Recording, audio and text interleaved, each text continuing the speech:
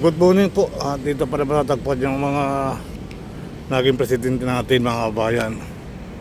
Galleria de los Presidentes de la República Pilipinas. Ayan po. Ayan, dito tayo mag-uumpisa sa una. Pag kabayo ko muna, mga kabayan. Ang unang presidente natin, mga kabayan, ang ating unang presidente, si Emilio Aguinaldo. Ayan, President ng Malolos Republic.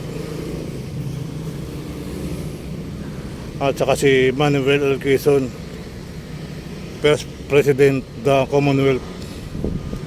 Ayan. At si Jose P. Laurel, President of the Second Republic, mga kabayan. Sergio Esmeña, Second President of the Commonwealth. Ayan. At saka si Manuel N. Rojas, First President of the Third Republic. At saka si Evelio Carino. Ayun, sumalinaw na sa atin, mga kabayan. Meron tayong President Carino talaga na highway, ano. So ito na po yun, pinangalan mo sa kanya.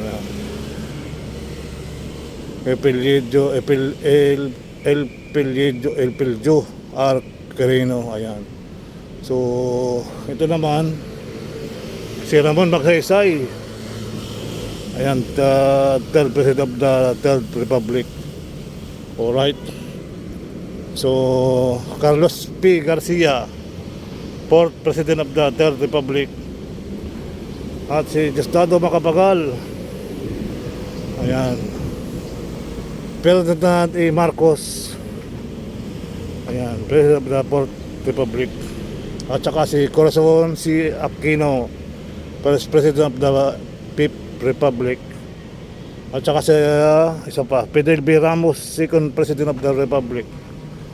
At Joseph Ernesto Estrada, the Third of the Fifth Republic. Susunod si Gloria Macapagal Arroyo, Fourth President of the Republic. Yan. At si Benigno Aquino the Third. Ayan. So sa susunod, si walang pangalan pa rito, si Tatay Digong. Ayan. So hanggang sa muli. So dito na, susunod siguro si BBM sa mga susunod pang mga taon, mga araw, at mga ilang lilipas pa mga presidente. So yan, pwede naman adjust yan doon ng mga kabayan. So ito yung ating mga naging presidente ng Pilipinas. Yan.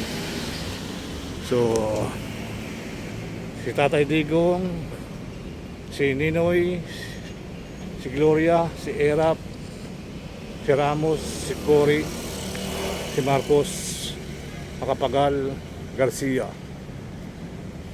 Ramon Magsaysay, Elpidio Carino, Manuel Rojas, Sergio Esmeña, Jose P. Laurel, Manuel L. Quezon, at si Emilio Aguinaldo. Alright, so yun po ang ating naging presidente ng Pilipinas.